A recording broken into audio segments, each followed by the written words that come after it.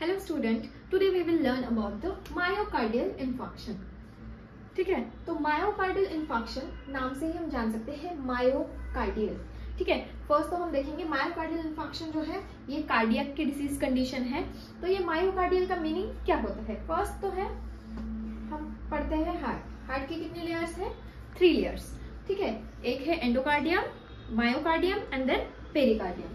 तो myocardial is related to myocardium and infarction means reduced blood supply or death of cells and tissue.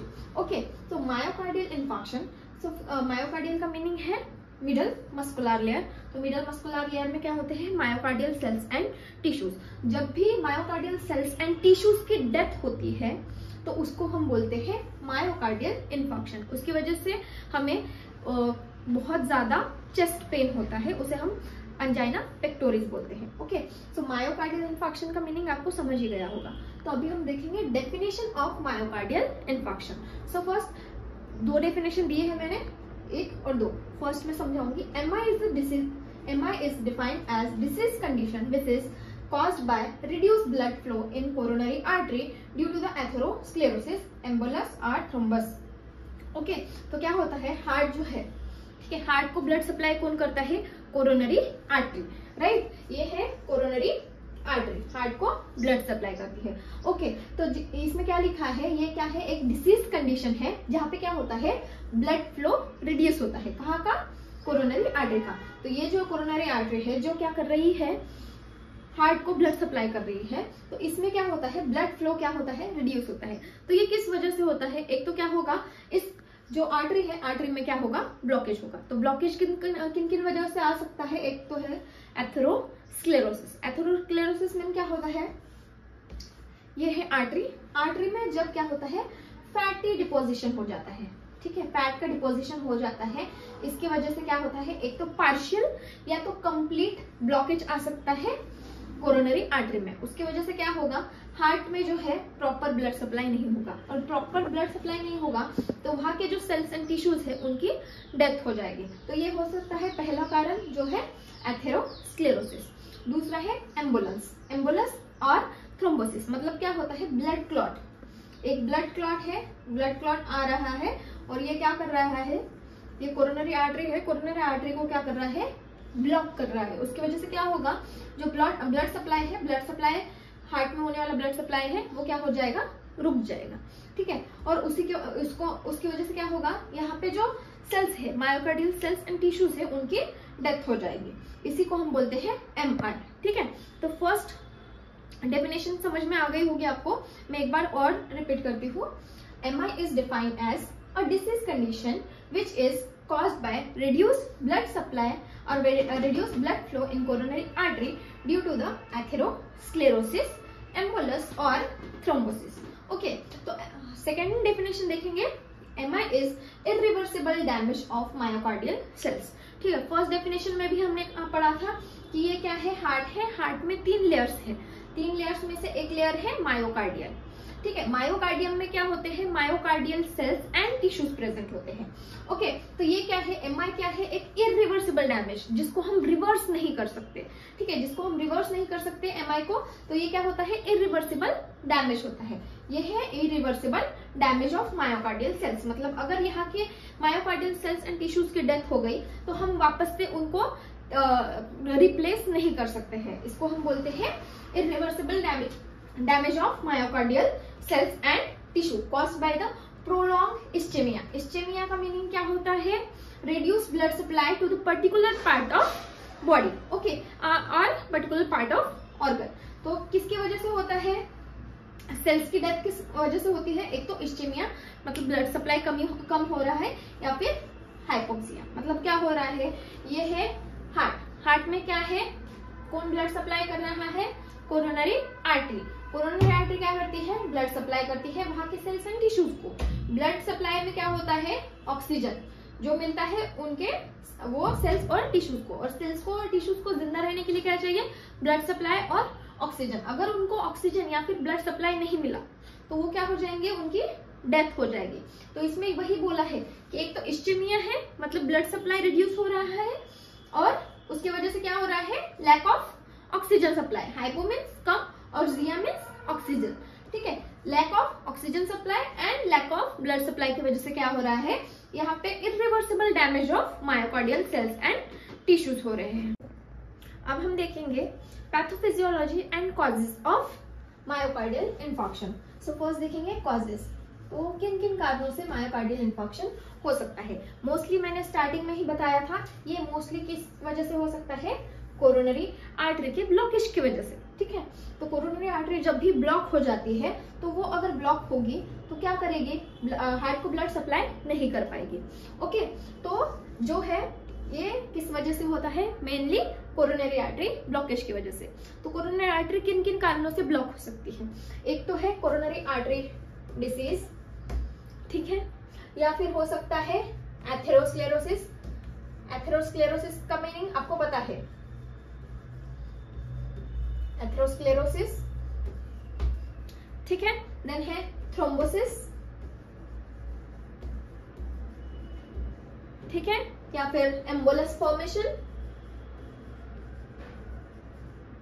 ठीक है, या फिर हो सकता है कोरोनरी आर्टरी स्पाज्म, मतलब कोरोनरी आर्टरी जो क्या हो जाएगी, कॉन्ट्रैक्ट हो जाएगी। कॉन्ट्रैक्ट हो जाएगी मतलब इसका जो ये है साइज जो है छोटा हो जाएगा और जितना डिमांड है, हार्ट जितना डिमांड कर रहा है उतना ब्लड सप्लाई नहीं पहुंचा पाएगा, ठीक है। तो ये एक कारण हो सकता है कोरोनरी आर्टरी मायोकार्डियल इन्फॉक्शन का।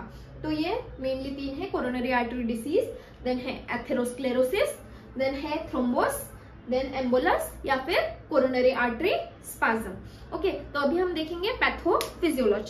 अभी पैथोफिजियोलॉजी में क्या देखेंगे हम, ड्यू टू, हम स्टार्टिंग में हमको पता है कि पैथोफिजियोलॉजी कैसे लिखी जाती है, ड्यू टू इटियोलॉजिकल फैक्टर्स। तो फर्स्ट लिखेंगे हम ड्यू टू इटियोलॉजिकल फैक्टर्स, ठीक है। इटियोलॉजिकल फैक्टर्स का मीनिंग क्या होता है, जितने भी कॉजेस है उतने भी, ठीक है। तो कौन सी कॉजेस है, तो एक है, फर्स्ट है एथेरोस्क्लेरोसिस,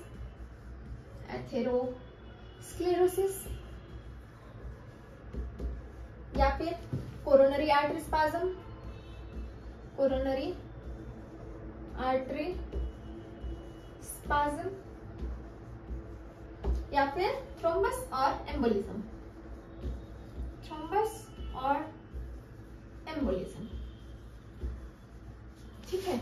ये है इटियोलॉजिकल फैक्टर्स। तो इनकी वजह से क्या होता है, इनकी वजह से क्या होगा, ये है कोरोनरी आर्टरी, इनमें अगर क्या हो रहा है, एक तो एथेरोस्क्लेरोसिस मतलब फैटी डिपोजिशन हो रहा है, कोरोनरी आर्टरी स्पाज्म मतलब आर्टरी छोटी हो रही है, या फिर थ्रम्बस मतलब क्या होता है, ब्लड क्लॉट अगर यहाँ पे आके रुक गया। तो इन सभी कारणों की वजह से क्या हो सकता है, ischaemia. Ischaemia means reduce blood supply, मतलब हार्ट की तरफ प्रॉपर ब्लड सप्लाई नहीं जाएगा, इसको बोलते हैं इस्चेमिया। ओके, मतलब क्या है, रिड्यूस्ड ब्लड फ्लो और सप्लाई बोल सकते हैं, ठीक है। मतलब हार्ट की तरफ प्रॉपर ब्लड सप्लाई नहीं जाएगा। अगर ब्लड सप्लाई नहीं गया तो वहां पे क्या हो जाएगा, ऑक्सीजन जा पाएगा क्या, नहीं, क्योंकि ब्लड के साथ ही ऑक्सीजन क्या होता है, उनको मिलता है। तो इस्चेमिया होगा तो क्या होगा, हाइपोक्सिया, मतलब वहां पे जो है ऑक्सीजन नहीं जा पाएगा। और अगर सेल्स को एक तो क्या हो रहा है, ब्लड सप्लाई नहीं मिल रहा है या फिर ऑक्सीजन नहीं मिल रहा है, उसके वजह से क्या होगा, वहां के जो ब्लड सेल्स है और टिश्यूज है उनकी डेथ हो जाएगी, death of myocardial cells and tissues, मतलब उसको ही हम एक नाम देते हैं, वो है नेक्रोसिस, ठीक है। तो उसकी वजह से क्या होगा, नेक्रोसिस। नेक्रोसिस का मीनिंग क्या है, death of cells and tissues. और कहाँ के सेल्स डेथ हो रहे हैं, मायोकार्डियल लेयर के, मायोकार्डियल, ठीक है। तो मायोकार्डियल सेल्स एंड टिश्यूज की डेथ हो रही है, ठीक है। उसके वजह से क्या होता है, हमें कुछ सिम्टम्स दिखने लग जाते हैं, ठीक है। तो वो फर्स्ट सिम्टम जो होता है मायोकार्डियल इन्फॉक्शन का, जो फर्स्ट सिम्टम है वो है चेस्ट पेन, मतलब उसको ही हम क्या बोलते हैं, एंजाइना पेक्टोरिस, उसकी वजह से स्टार्ट होता है चेस्ट पेन। ओके, इसी को हम क्या बोलते हैं, मायोकार्डियल इन्फॉक्शन। तो ये हो गई pathophysiology of myocardial infarction. Okay, then अभी हम देखेंगे क्लिनिकल मैनिफेस्टेशन। अभी हम देखेंगे clinical manifestation of myocardial infarction. मतलब अगर मायोकार्डियल इन्फार्क्शन हो गया, मतलब हार्ट अटैक, ठीक है, हार्ट अटैक अगर आ गया तो उसके बाद हमें कौन कौन से जो है साइन एंड सिम्टम दिखेंगे या फिर कौन कौन से लक्षण हमें दिखेंगे, वो देखेंगे हम क्लिनिकल मैनिफेस्टेशन में। ओके, तो इसकी वजह से जब भी मायोकार्डियल इन्फार्क्शन होता है, ठीक है, तो फर्स्ट साइन में आपको मैंने कहा था वहां पे क्या होता है, सीवियर चेस्ट पेन, उसको ही हम क्या बोलते हैं, एंजाइना पेक्टोरिस। ठीक है, तो ये जो है पेन कैसे अराइज होता है, फर्स्ट है आर्म्स से शोल्डर्स, शोल्डर्स से बैक से नेक और नेक से जॉ तक। ठीक है, तो फर्स्ट है arms, then shoulders then back, then neck and then jaw. ठीक है, तो पेन ऐसे अराइज होता है। और ये क्वेश्चन आपको वाइवा में भी पूछ सकते हैं कि मायोकार्डियल इन्फार्क्शन का जो पेन है, चेस्ट पेन है, वो कहाँ से अराइज होता है। ओके, देन है nausea and vomiting. Nausea and vomiting हो सकती है, वीकनेस हो सकता है और फटीग भी हो सकता है। उसके बाद cold sweat, then palpitation, then hypertension या फिर हाइपोटेंशन, दोनों ही इस केस में हो सकते हैं। ठीक है, देन है ब्रैडिकार्डिया, या ब्रैडिकार्डिया का मीनिंग आपको पता है। ठीक है, मतलब क्या होता है, जो भी पल्स रेट है जब क्या होता है, कम होते हैं उसको हम ब्रैडिकार्डिया बोलते हैं, और जब भी ज्यादा होते हैं उसको हम टैकिकार्डिया बोलते हैं। हिकअप्स, हिचकियां वो आ सकती है। और इसमें जब भी हम क्या करेंगे, ईसीजी निकालेंगे, ईसीजी में एसटी वेव का क्या हो सकता है, एलिवेशन दिख सकता है, जिसकी वजह से हम क्या कर सकते हैं, डायग्नोज कर सकते हैं कि यह क्या हो सकता है, मायोकार्डियल इन्फार्क्शन। उसके बाद जो पेशेंट डिसओरिएंटेड होता है, ठीक है, उसको कुछ ध्यान नहीं होता है कि आजू बाजू में क्या हो रहा है, या फिर खुद कुछ ध्यान नहीं होता है। ठीक है, कंफ्यूज होता है patient, and then restlessness. Okay, तो ये सारे हैं sign and symptoms of myocardial infarction. अभी जो भी मेडिकल मैनेजमेंट है, सर्जिकल मैनेजमेंट है और नर्सिंग मैनेजमेंट है, वो हम नेक्स्ट पार्ट में देखेंगे। Okay, thank you.